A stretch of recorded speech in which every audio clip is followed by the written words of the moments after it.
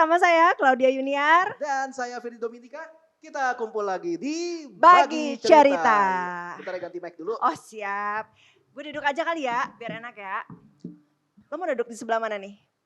Di dekat itu ya, drum ya? Sebelah Allah Bapa tapi Wih, jangan bro. kecepetan nih. Belum nih bro. Tugas masih banyak Bapak. Nah, mic suara gue lebih enak kan? Oke, siap. Nah, hari ini kita mau bahas mau ngegibahin satu generasi. Widih. Kita nggak ngomongin satu Satu orang. orang, Enggak. jangan tanggung-tanggung nih. Satu generasi, kita sikat semua. Cakep. Generasi yang kita kasih, yang namanya generasi Z. Generasi Z, oke. Mohon izin ya Ibu Multimedia itu kenapa diturunin? Multimedia Lo mau nakal. berdiri terus apa mau duduk? Belum, Oh kan belum. biar kesannya kayak keren gitu. Tunggu sampai ini. Karena ini tempat kudus untuk narasumber. Gak boleh. Tempat narasumber duduk. Oh ya udah gue berdiri Kok juga panas deh. ya? Gue gak enak jadinya. Kok panas gitu loh. Nah, ada yang bilang begini, ada yang bilang. Gen Z itu unik karakternya.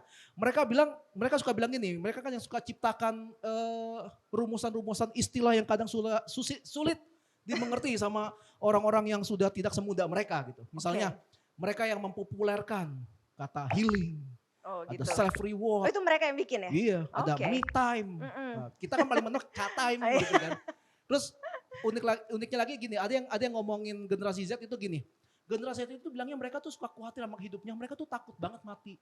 Tapi kalau naik pesawat kagak pakai seat belt gitu, naik mobil kagak pakai seat belt, katanya takut mati, tapi cari mati. Gitu, ada yang bilang kayak gitu ya. Terus kalau misalnya ditegur gitu karena kesalahan yang mereka buat, mereka malah berani ngatain balik. Mereka bilang bacot. Kadang-kadang disebutin BACOT gitu. Kayak gitu. Toyor aja apa? Iya, ada yang hobi mager Oh, gitu. gitu ya. Wah, gue lagi mager nih, gue gak mau jalan.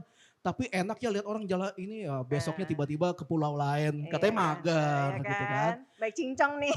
Iya, terus istri, aduh Udah jangan banyak-banyak deh gibahnya banyak deh. banget. Ntar dosanya nama banyak nih. Iya, tapi kan gini, itu kan dari sudut pandang kita nih. Kayak boleh dibilang kita ini bego lah soal gituan. Kita cuma bisa ngejudge, kita cuma bisa menyimpulkan dari apa yang kita lihat. Nah, tapi gimana kalau yang ngomong itu adalah seorang yang cukup memahami.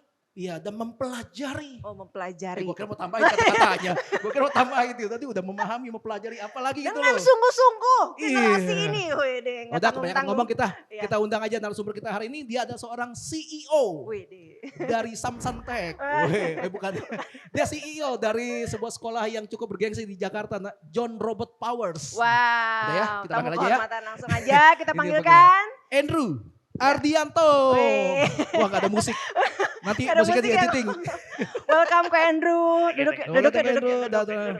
Di mana-mana. Tengah di aja. sini aja. Nyamannya aja. Welcome ke Andrew di bahasan kita kali ini. Nah udah hadir nih teman-teman di tengah kita. Seseorang yang dengan sungguh-sungguh mempelajari generasi ke generasi ya. Dan sekarang kita akan membahas adalah generasi Z. Nah sebenarnya aku juga kurang menguasai nih kok Andrew sebenarnya generasi boomers, generasi Y, milenial, generasi Z ini aku kurang menguasai. Jadi kita akan bahas bersama Ko Andrew aja yang jadi, lebih generasi Z itu tolong buat teman-teman yang suka anime jangan rancu sama Mazinger Z. Mohon maaf dulu, sorry. Sebentar, Iya. sorry. Ini langsung main nembak aja ya. Kita kan nggak semua orang tahu John Robert Powers itu apa. Oh iya. Gitu loh. Oke. Iya, kita harus ada intro dulu. Gak sabar gue. Intro dulu, nafsuan aja. Oh iya. Cukup banyak keresahan hati seperti makanya langsung sikat. Penasaran. Perlu pemulihan. Iya.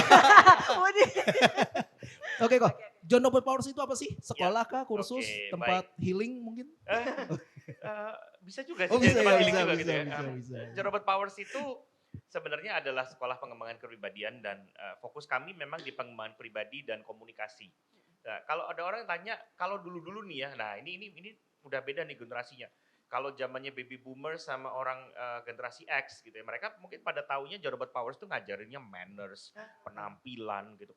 Salah satu yang paling dikenal adalah table manners. Tapi bukan table mannersnya, bukan tentang mannersnya semata-mata, tetapi fokus kami adalah pengembangan pribadi dan komunikasinya. So Kalau ditanya, ini sempat mungkin intermezzo dikit gitu ya.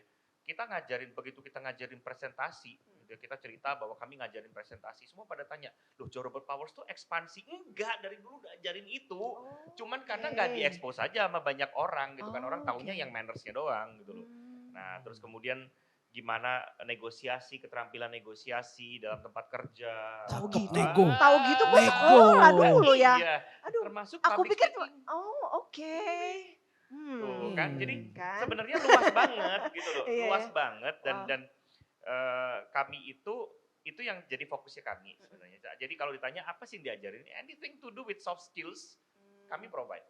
Oke. Gitu sebenarnya. Oke, dulu Tahu gitu Iya. gue sekolah di sana kalau nggak salah ya ada dari salah dulu ya. seorang selebgram ternama di Indonesia yang sekolah di John Robert Powers Banyak juga, sih. namanya Aukarin. Bener kan? Emang iya? Bener, Aukarin salah satu jebolan John Robert Powers. Oh, Lihat oke, dong, oke. cara naik kudanya luar biasa sekarang. Semua berkat John Robert Powers. Iya, iya. Kita nggak ngajarin equestrian ya, itu nanti itu urusan yang lain tuh equestrian, tapi bukan kita nggak ngajarin. Tapi John Robert Powers ada cabang nggak atau cuma satu tempat aja? Kami di Jakarta ada di Sudirman, kemudian ada di Kelapa Gading, bukan Jakarta, Jabodetabek tepatnya. Sudirman, Kelapa Gading, kemudian BSD, dan kemudian ada juga di Surabaya dan di Bali. Gitu. Oke. 4 cabang. Oke. Tapi secara pembelajaran kami siap untuk melakukan mau hybrid bisa, online full bisa, offline full juga bisa. Kalau kayak saya udah mau yang udah kepala 3 gitu masih bisa Ya nggak elah sih? baru kepala 3. Kami Emang siswa paling kami tua? ada yang umur 65 tahun baru join. Serius kok? Beneran. Oh jadi belum Wah. terlambat ya? Makanya kita itu Belajar nggak kenal umur. kalau ditanya nih apa yang kami lakukan, kami melayani antar generasi. Wih. John Robert Powers memang untuk Anda. Gitu ya. Cakep nih, cakep ahlinya ya berarti ya, Pas nggak kan, salah. maksudnya kita masuk Gen Z Betul, kan, betul, gitu kan. betul. Nah, Jadi yang mau daftar John Robert Powers, yang mau kepribadiannya lebih dikembangkan. Betul. Siapa tahu ada bakat-bakat terpendam Oh, gitu iya, kan. iya. Wih, Bisa juga ya, kok. Kadang-kadang kita membantu orang untuk mengenali Siapa mereka? resource-nya mereka dan potensi mereka gitu loh. Oke. Jadi ada orang yang tadinya mungkin tidak berpikir bahwa he or she will be good in marketing gitu kan. Kami ajar mereka untuk keterampilan komunikasi dan apparently mereka jadi bagus. Oke. Gitu. Karena ya again gitu kan, skill itu kan selalu bisa dilatih ya. Oke kalau gitu. Sekian Menarik. aja dari John Robert Yes, Powers. yes. Perkenalannya, sorry. Iya, iya. Perkenalannya John Robert Powers. Iya, iya. sudah Nanti sekian. habis kita nggak ngomong. Oh, nggak- siap, nggak ya. kelar. Kita selesaikan di atas meja makan. Haleluya. Oke, Oke. silakan Bu. Kayak udah mulai banyak kan. Ini daripada ngebul Iya nanti. benar-benar. Nah seperti yang tadi aku tanyain kok, kita mau bahas generasi Z. Nah sebenarnya apa sih Gen Z ini kok? Oke, jadi generasi Z itu kayak tadi saya bilang, ini kalau anime bukan kayak anime Mazinger Z, robot-robotan itu ya. One Piece bukan. Jadi Gen Z itu adalah bukan Gen Z juga yang Buat dipakai nyalain listrik. nyalain Iya. listrik, greng gitu bukan. Bukan, Gitu ya. Nah, Gen Z ini adalah orang-orang yang kalau secara catatan lahir kira-kira di akhir tahun 90-an, jadi 97, 98, Iya. sampai kurang lebih 2010? 2011, 2012, more or less di tahun-tahun itu. Oke. Gitu. Jadi generasi Z ini adalah generasi yang hari-hari ini mulai memasuki dunia kerja. Ada yang masih kuliah tapi udah mulai memasuki dunia kerja. Nah, itu Gen Z itu Usia produktif lah ya usia sekarang produktif, ya. ya. Baru mulai starting produktif gitu. What's so interesting with generasi Z ini kok? Interesting adalah, jadi gini, setiap generasi saya mempelajari bahwa di setiap generasi itu ada satu kesamaan, yaitu bahwa terjadi ada yang namanya generation gap, gitu kan. Dan yang menarik dengan Gen Z itu tadi adalah seperti tadi Firdy sempat sampaikan tentang mereka bisa create ini yang istilah gitu. Tapi sebenarnya kalau kita mau gali, masing-masing generasi itu punya istilah mereka. PDKT bukan anak Z yang bikin. Iya. Oh, iya. Itu singkatan waktu saya SMA itu. Nah, anak Y yang bikin PDKT, terus gebetan. Wah. Jadi emang ada masanya sendiri ya? Masing-masing punya terminologinya masing-masing. Gitu. Jadi, TTM. TTM, nah itu kan. SKSD Pahlapa. So kenal, so dekat padahal nggak tahu apa-apa. Nah, itu kan. Terus apa? 4L, lu lagi. Nah itu anak X tuh, anak X tuh. Anak X. Anak X tuh yang biasanya bikin gitu kan. Tapi Z juga punya healing kayak tadi gitu Me kan. time, self reward, pada boros. Gitu kan. Nah itu ciri-cirinya. Apa yang unik dari generasi ini adalah sebenarnya ini generasi yang mereka sudah sangat peka dengan perkembangan teknologi. Bahkan dibandingkan dengan Y yang cukup open dengan teknologi, tapi Y itu masih mengalami transisi dari kondisi yang teknologi belum terlalu maju sampai kemudian sudah mulai mengarah ke teknologi digital. Betul. Nah, tetapi Z ini adalah generasi pertama yang benar-benar fully expose dengan teknologi digital, gitu loh. Mereka itu makanya aware banget, mereka Instagram, social media, they're very good at it. Kayak makin cepet pinter ya. Maksudnya padahal nggak diajarin. Berkembang. Ini, menariknya adalah mereka semakin dari generasi ke generasi, betul, semakin pintar, semakin kritis, tetapi attention span-nya makin pendek. Jadi kenapa? Karena mereka udah terlalu terbiasa melihat motion pictures, YouTube, gitu ya, yang memang short gitu kan. Jadi pada waktu mereka disuruh membaca, oh my goodness, malas. Udah Indonesia itu tercatat sebagai negara yang paling rendah tingkat minat bacanya nih. Iya. Anak-anak Z katanya, nah kalau kata teman saya, anak-anak yang alpha, yang nextnya itu udah mulai mendingan. Tapi Z, X, Y, dan Z itu parah-parahnya untuk konteks membaca. Milenial gimana? Milenial termasuk yang paling malas. parah. Masa X sih? X dan Y itu termasuk yang paling parah untuk dalam membaca. Bukan semuanya kan? Enggak semuanya. Cuma secara secara ini. Secara garis besar. Oke. Saya salah satunya yang malas baca. Cuma saya lebih suka belajar lewat visual, jadi dari video gitu. Itu dia. Gitu kan. Kenapa? Karena kan nggak salah sih sebetulnya kan kita belajar lewat video gitu kan. Tetapi kadang-kadang dengan kita membaca, kita itu membantu untuk memperluas kosakata dalam hidup kita. Benar. Nah, itu kuncinya di situ. Oke. Dia suka baca buku-buku puisi nih. Iya, kalau aku termasuk yang milenial yang suka baca kok. Kerawang Bekasi yang ciptain itu kayaknya. Ini anomali. Nggak biasa. Iya, karena kan itu kalau di statistik kan ya cuman berapa persennya gitu loh. Gitu loh. Boleh bangga lah dikit lah. Nah, buat teman-teman yang merasa bahwa enggak, gue bukan gitu, buktikan. Jadi jadilah orang yang rajin baca. Oke. Itu ya. Membacalah saudara.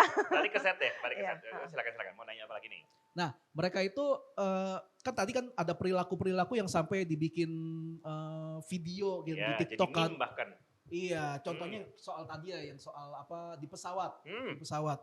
Mereka tuh gua tuh orangnya takut mati banget. Gua takut banget tua, terus nanti mati takut loh. Tapi naik mobil nggak pakai seat belt, naik motor nggak pakai helmnya kan cari mati kan. Maksudnya perilaku kayak gini tuh kok bisa gitu loh. Berarti termasuk rebel nggak sih kok? Kayak memberontak jadinya ya? Rebel itu, nah ini menarik gitu ya. Karena sebenarnya kalau saya pelajari, mereka itu bukan rebel. Jadi istilah rebel itu seringkali mudah sekali dicapkan oleh terutama generasi sebelumnya yang melihat generasi next generation tidak sesuai dengan maunya mereka. Gitu ya, tidak sesuai dengan apa yang mereka ekspektasi. Cuman gini, kita harus gali yang tidak sesuai itu adalah metodenya atau value-nya. Karena kalau tidak sesuai secara value, tiap generasi harusnya sama dong value. Sopan santun tetap sama, sopan santun. Tetapi kan cara mereka mengekspresikan sopan santun itu bisa berbeda. Contoh gitu kan, kayak salah satu yang saya pelajarin juga kenapa mereka rebel. Mereka sebenarnya bukan rebel, tapi mereka tidak suka diberi perintah langsung. Oke. Nah itu ya, jadi mereka tidak suka untuk, misalnya nih ya, kamu nggak boleh begini. Terus mereka mungkin kalau anak-anak Y itu udah mulai kelihatan nih. Nah Z itu lebih kelihatan lagi. Mereka bakal nanya, kenapa? Kenapa nggak boleh? Sekarang kalau Firly nih misalnya, Firly ditanyain begitu, harusnya gimana dong? Saya tanya kenapa? Kenapa nggak boleh gitu? Nah, ya kan? Padahal kan gini, kalau ada orang yang nanya kenapa, ya dijelasin dong. Jelasin ya.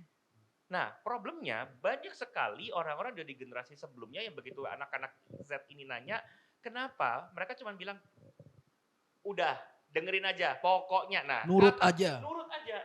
Itu gaya boomers gaya X dan Y masih ada yang kayak begitu.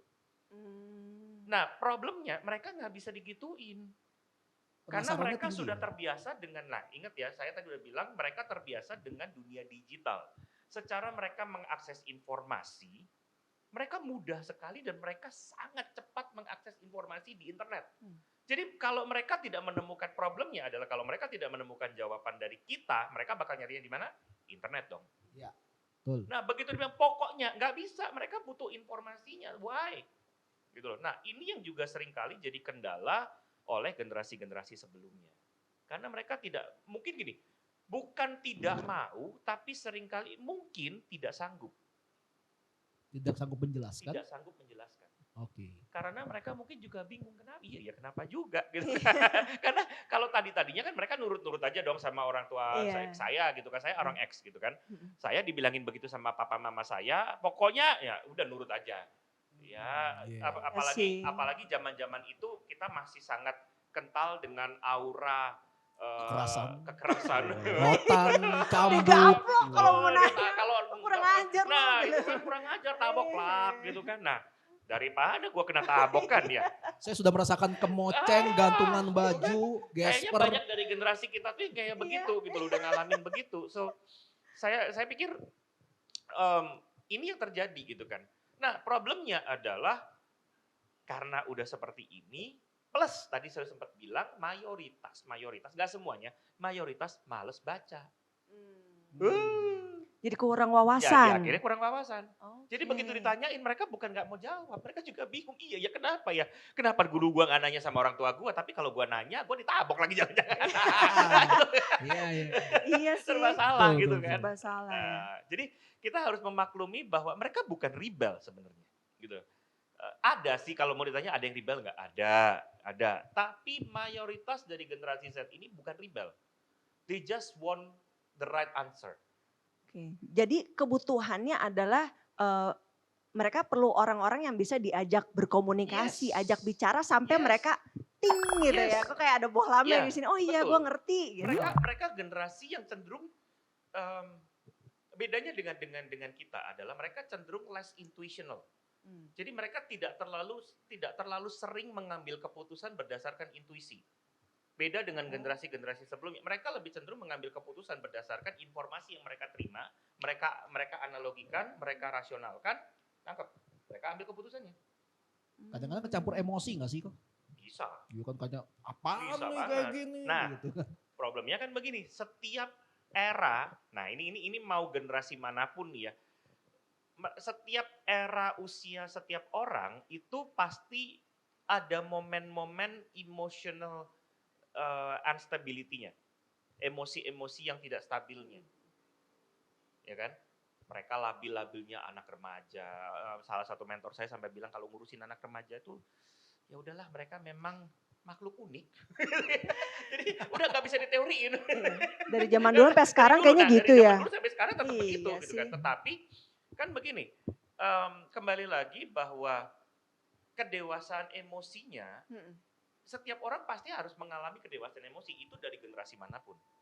Gitu loh. Nah bedanya memang lebih itu tadi, cara pengambilan keputusannya anak-anak Z itu lebih logical, lebih rasional gitu ya, lebih tidak intuisif.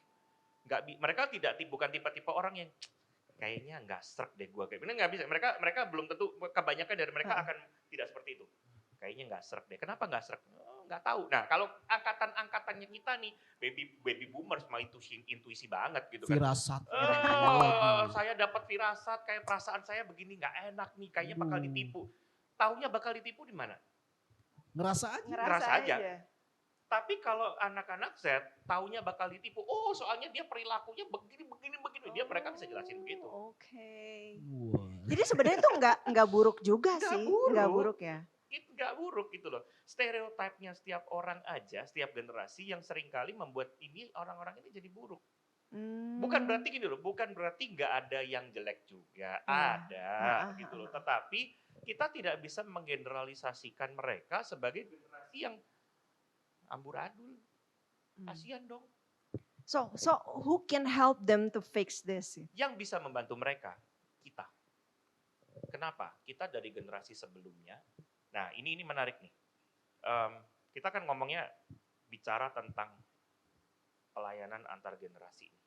Yang namanya pelayanan antar generasi itu harusnya generasi pendahulu mementor generasi penerus.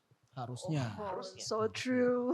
Ya, jadi saya percaya bahwa begini, gereja harus bertanggung jawab secara penuh terhadap generasi-generasi, mau dari generasi kakek nenek sampai ke generasi anak alfa.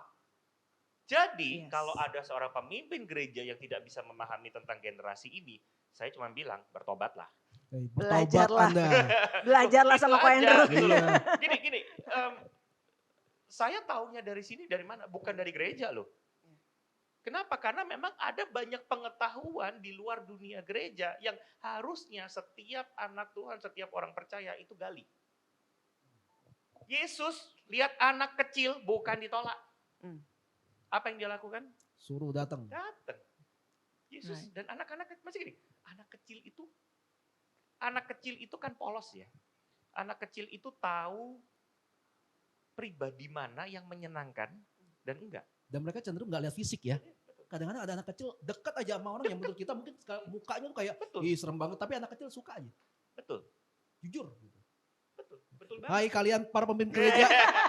Yang tiap kali kalau kita nanya kenapa ini nggak boleh, terus kalian jawabnya jangan mengusik orang yang diurapi Tuhan. Minggir dulu, minggir. Kita lagi mau belajar. No. Saya itu notion yang sering kali digunakan untuk seseorang Kristen membela dirinya. Padahal nggak bisa jawab. Padahal betul. Loh, kalau saya ditanya begitu, saya nggak tahu jawabnya. Saya akan ngomong, sorry ya, aku belum tahu jawabannya. Sorry, gue belum tahu jawabannya. Tapi don't worry, gue cari tahu. Yuk kita cari tahu sama-sama. Ayo dong, daripada udah lu anak kecil tahu apa lu? Nggak bisa. Ini true story nih kok, true story nih ya. Ini dialami oleh saya dan kakak saya. Bedanya kakak saya yang kedua orangnya lebih berani ngomong. Jadi diperlakukan sama dengan orang tua saya nih. Orang tua saya punya bisnis konveksi. Nah dari kecil kita kan anak kecil suka kayak mau tahu kan ini mesin apa, ini cara pakai gimana gitu kan waktu kecil kan. Cuma kan bahaya. Cuma ketika bahaya bapak saya cenderung caranya gini, nggak boleh lu, nggak boleh gatal tangannya, nggak boleh kayak gitu, pakai bahasanya dia lah pokoknya ya. Betul. Nah ketika kami sudah kayak kelas-kelas SMA gitu ya, tiba-tiba bapak saya ngeliat anaknya udah gede, terus lu main mulu keluar, bantuin nih. Bantuin apa, kayak kan ada alat masang kancing gitu kan, pembolong lubang baju ada tuh. Lu yang nggak tahu caranya. Nggak tahu caranya, lu sekolah ngapain aja belajar gitu. Kita diem kan, kecuali abang gue yang kedua. Abang gue yang kedua ketika bilang, lu sekolah melulu nggak tahu gini, ngapain aja lu belajar apa sekolah? Sekolah belajar matematika, IPA, biologi, kagak belajar jahit menjahit pak. Lah kan kurang ajar dianggapnya. Tapi kan sebenarnya begini, harusnya ini saya juga ngomong dalam konteks saya juga sebagai orang tua nih. Ya kalau anak saya si Alfa ya itu lebih jauh lagi gitu kan. Tapi saya sebagai orang tua, kalau ada anak saya mengatakan hal seperti itu, saya nggak boleh marah. Karena harusnya itu adalah sebuah cerminan dan saya cuma bilang, ini gejala yang sering terjadi bahwa orang tua yang tiba-tiba kemudian nabok, lu anak kecil tahu apa gitu kan. Itu sebetulnya menunjukkan bahwa dia yang nggak tahu apa-apa. Insecure. Oh, insecure. Dia insecure karena ternyata sebetulnya dia sadar itu kesalahannya dia, tapi karena gue babe. Oh iya benar. Gue babenya, lu mesti nurut sama gue. Nggak bisa. Gitu loh. Saya belajar, nah ini kaitannya dengan bukan hanya orang tua tetapi kepemimpinan juga. Saya belajar bahwa nggak ada pemimpin yang sempurna. Kita tahu itu. Tidak ada pemimpin yang sempurna. Pertanyaannya, pemimpin yang tidak sempurna ini berani nggak minta maaf kalau dia salah. Waduh, kita berat. tahu bahwa tidak ada hamba Tuhan yang sempurna. Tapi kalau si hamba Tuhan ini salah, lalu ada yang tegur. Jangan mengusik. Nah, keluarnya begitu. Biasanya begitu ya. Lihat nih, Raja Daud. Dia melakukan sebuah kriminalitas tingkat dewa punya. Ditegur sama nabi kecil, Nabi Nathan. Apa yang dia lakukan? Nangis, tobat. Lah kita sama Raja Daud ada apanya sih? Nah ini loh yang harusnya kita lakukan kalau bicara tentang intergenerational ministry. Gitu kan. Jadi Berat ya. Berat ya. nih, kepala gue langsung cekot-cekot Berat nih ya. ngebahas gini nih. Ngebul. Ntar ke Indomaret beli minyak angin. Pijit gitu. Bisa keluar-keluar semua. Ini soalnya dalam banget nih ngomongin generasi artinya jadi panjang banget ya. Kok masih jadi kayak berasa ini tanggung jawab kita bersama. Betul. Kenapa generasi gini? Saya cuma bilang gini, kalau ada orang yang mengatakan bahwa generasi Z itu rebel. Saya bilang ya gara-gara lu. Tiap generasi emang ada yang rebel gak sih? Kayak abang saya itu kan rebel tuh. Semua. Iya kan? Dia Semua. logik sih. Semua. Ya gara-gara lu mereka jadi rebel, saya gituin. Waduh. Kenapa? Karena ya yang membuat mereka jadi kayak begini itu adalah generasi sebelumnya. Iya. Gitu loh. Karena Nah, di saat mereka butuh penjelasan mungkin ya nggak dikasih gitu jawabannya. terus abis itu begitu mereka udah gede, disuruh ya kayak tadi disuruh cari tahu sendiri. Nah itu. Begitu salah yang kita cari tahu, kita lagi yang salahin. Nah, itu kan. Gitu. Saya belajar bahwa saya tidak mau jadi orang yang tiba-tiba kaget, kenapa ini anak-anak jadi kayak begini ya? Ini ada kejadian ini di JRP ini. Pernah beberapa tahun yang lalu sekitar tahun 2008 2009 ada kelas remaja. Ini jadi si anak ini di kelas saya duduknya begini. Lagi di kelas ini. Duduk bersila begini. Ini bersila. Oh duduk aja. Abis itu nangkring ngawang dong nanti habis itu saya serem gitu kan. Nah, duduk begitu terus saya bilang, "Can you please put your legs down?" Saya bilang, terus dia turunin. Terus saya tanya, "Kamu di rumah kayak gimana? Gak ada yang kasih tahu kamu kalau kamu di dalam pertemuan umum it's not proper?" Enggak. Emang kamu di rumah sama siapa? Sama Mbak. Oke. Where are your parents? Oh, I don't know. I think my dad is in Hong Kong and my mom is in Singapore. Wow. Bahkan anaknya aja nggak tahu bapak emaknya di mana. Wah. Coba no. Ini yang kayak begini nih loh yang buat saya gedek banget gitu kan. Karena jangan nyalahin anak-anak ini kalau kemudian pada waktu mereka besarnya mereka jadi rebel. Karena mereka ya salahnya generasi sebelumnya. Mereka belajar attitude dari Betul. Dari Jadi apa yang kalau mereka tadi alami. ada Kan? yang di videoin ngomong bacot itu, coba cek keluarganya. Jangan-jangan di keluarganya juga pada suka begitu. Aduh. Karena pembentukan setiap orang itu terjadi. Nah ini, saya belajar bahwa pembentukan setiap orang itu kan kepribadian selalu ada yang sifat alamiah, ada yang pembentukan oleh lingkungan. Di atas orang usia 7-8 tahun, mayoritas pembentukan justru terjadi adalah pada lingkungannya. Kalau sebuah keluarga gagal membentuk lingkungan yang sehat buat anaknya, maka anak ini akan menemukan lingkungan yang sehat di luar. Problemnya sehat menurut anaknya, bukan sehat menurut nilai-nilai yang dipegang oleh keluarga.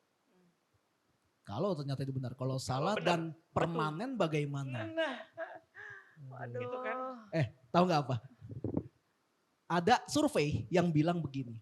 Orang cenderung berkumpul dengan mereka yang memiliki konsep yang sama. Maksudnya kayak barisan sakit hati ya? gitu. Oh silakan dong.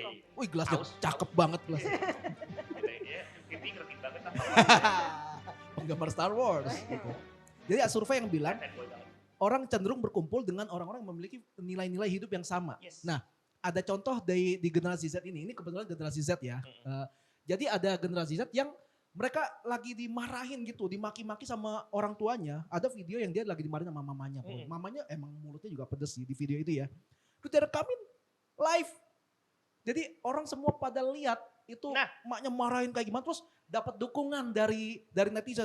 Orang tua kayak gini mau gitu. Jadi dia kayak jadi mulai sebuah kebiasaan untuk nih gue di rumah tuh gue menderita nih sama orang tua kayak gini gitu.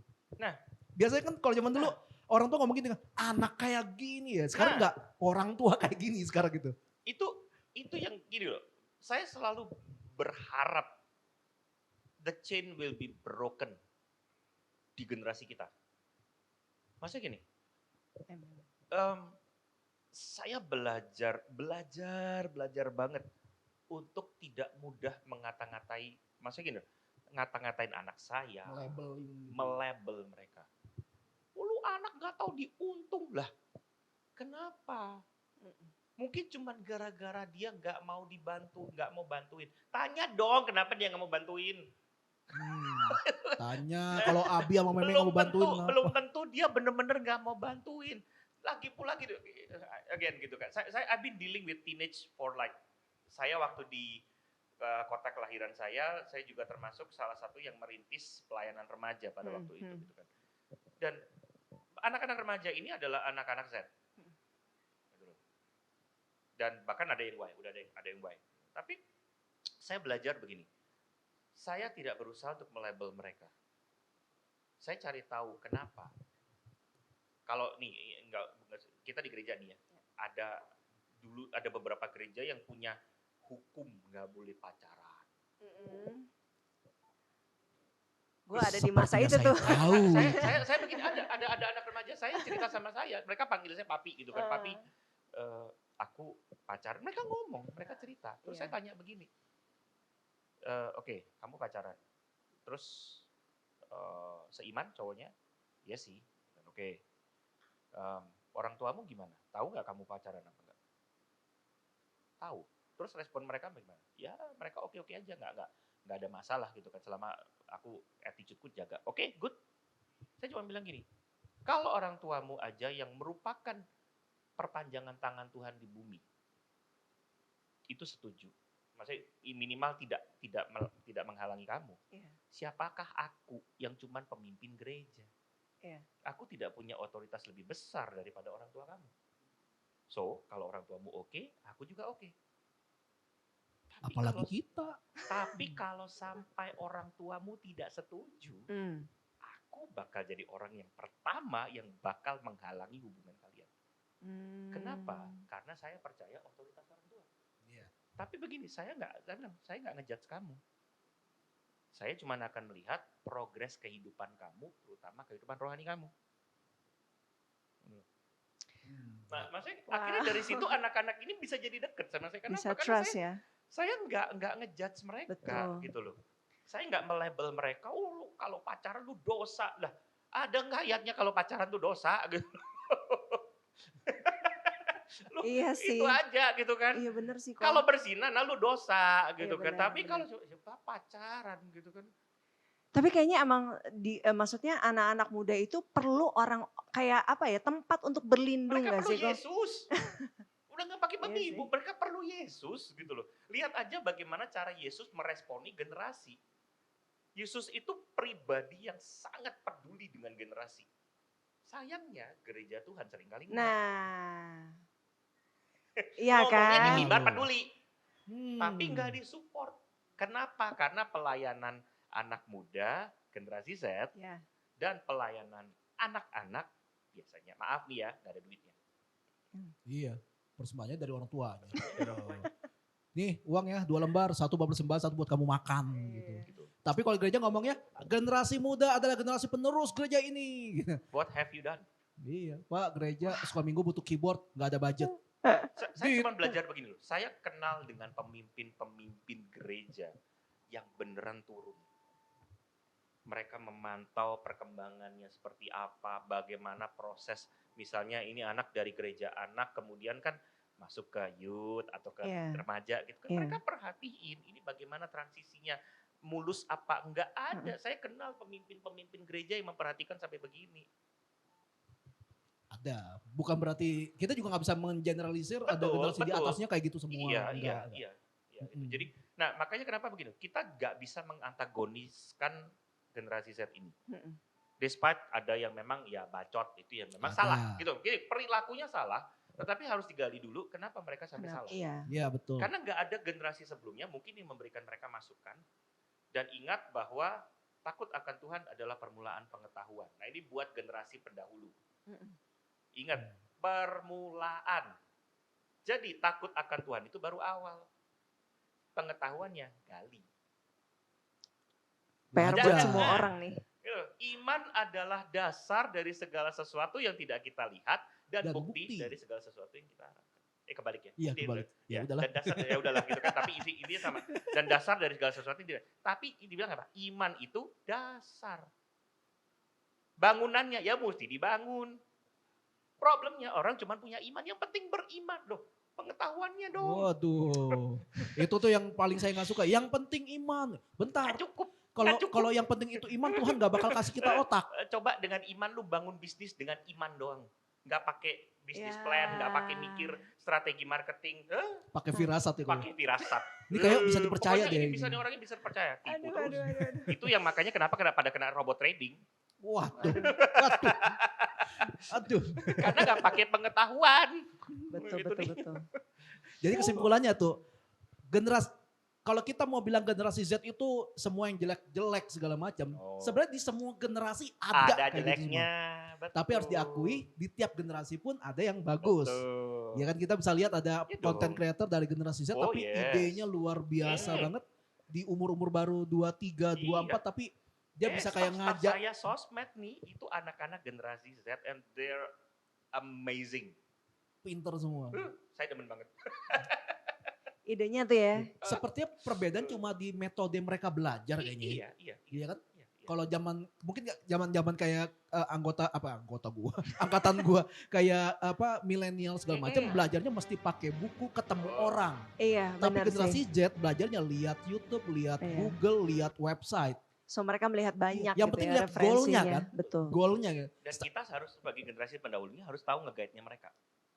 Gitu loh. Saya staff saya sosmed ini kalau ketemu saya muka mereka bersinar langsung gitu kan. Karena ya kan saya nggak setiap hari ngantor gitu kan. Karena anak lagi sekolahnya hybrid. Kalau lagi online ya saya mesti gantian sama istri untuk ke kantor kan. Jadi saya kalau lagi ke kantor staff saya jadi bersinar karena kayak dapat tempat untuk mereka bisa keluarin unek-unek mereka, cerita idenya mereka, saya mau bikin begini, saya mau begini, ayo kita brainstorming. And I love brainstorming. I love Generation Z ini dalam konteks brainstorming. Bikin saya, come on, challenge me man. Saya bilang gitu. Situ ya. Ya berarti tantangannya adalah sebenarnya kitanya yang mesti bisa berubah dulu gak sih? Kita mempersiapkan diri untuk bisa justru berkomunikasi dengan mereka, membina mereka gitu. Kebanyakan orang nuntut supaya kamu nggak boleh gitu. Tapi mereka nggak pernah mikir, gua harus memperlengkapi Iya. diri dengan berbagai macam pengetahuan untuk menghadapi mereka-mereka ini. Iya, kitanya harus makin pinter Iya. ya. Makanya sebelum kita ngejudge orang, coba kita judge diri kita sendiri dulu. Betul. Kita sendiri udah bener belum nih? Right. Gitu. Jadi caranya untuk menghadapi Gen Z adalah Kembangkan pengetahuan. right. Kenali generasi ini. Ya. Tiba-tiba nembak pertanyaan aja lu. Kaget kita. Dan turun. Maksudnya benar-benar beranilah untuk turun dan memahami generasi ini. Berani tukar pikiran juga kan. Betul, jangan Ngobrol jangan gitu. cuma ngomong intergenerational ministry, tapi kenyataannya nggak pernah mempelajari antar generasinya beneran. Gitu loh. Iya, tukar pikiran lah gitu, Wow. tukeran otak gitu ya. Jadi kita tahu gitu apa yang dipikiran dia. Jadi Ya, mulai very sekarang resourceful. kitanya Ya, sendiri very juga mesti resourceful. lebih pinter ya maksudnya. Betul sekali. Apalagi lo ya kan Apa? yang menggembalai domba-domba yang Oh, lucu-lucu iya. ini ya kan. Aduh lucu sekali, lu kan- lucu, imut mengemaskan dan menyusahkan. Lo kan berkecimpung di dunia anak muda dong ya kan. Iya, Jadi nggak berarti muda-muda juga sih, ada yang tua juga. Tapi kelakuannya lebih kayak anak muda. curcol nih. Loh ada lagi. Ada lagi. Tidak menjamin kedewasaan seseorang. Betul, usia tidak menjamin. Betul sekali. Right. Saya sampai sekarang usia segini masih suka guling-gulingan di pasir kok. Masih Kapan lagi nyebelin ya. ketemu pantai. Guling-gulingan. Kenapa guling-gulingan di pasir? Karena di rumah nggak ada pasir. Betul. Aduh, Aduh. mulai nggak nyambung ngomong kita ya. Tapi hari ini seru banget, kita jadi belajar banyak dan aku pun jadi ter-challenge untuk bisa lebih menambahkan wawasan lagi ke diri aku untuk bisa lebih pinter daripada generasi yang di bawahku, ya kan? Iya. Well, thank you banget kok Andrew. Thank you banget Sama-sama. kok Andrew buat ini. Dan kita ada souvenir dari kita Haleluya. untuk ko Andrew. Sambil saya ngomongin, kita menunggu souvenirnya dibawakan. Mudah-mudahan suka sama Mudah-mudahan souvenirnya suka Ko dengan Andrew. souvenirnya dan lagi dibisikin lagi. Nambah durasi ini. Ini dari kita. Ada ini barangnya langka kok. Weh, mana? Satu-satunya. Hanya di dunia. satu-satunya di dunia ini kok. Ini keren Satu-satunya banget di loh. dunia. Iya. Demen. I love this. I love this Oh. man. Seriously. So special for you Ko Spesial Andrew. buat ko. Ini anak-anak saya nggak bisa pakai ini. Hanya Ko Andrew yang Betul, pakai betul, karena betul, namanya betul, Ya, nama kids, Ko Andrew. sorry kids gitu. Thank you buat semua yang nonton acara ini hari ini. Dan ya ada Robin yang nggak bisa datang, dia kena banjir hari ini. Ada Christian di kamera, ada Livi di multimedia. Terima kasih untuk Ko Andrew sekali lagi. Yuk. Akhirnya Saya Claudia Yunia. Saya Firdy Dominika. Sampai ketemu lagi di cerita-cerita berikutnya di Bagi Cerita. Cerita.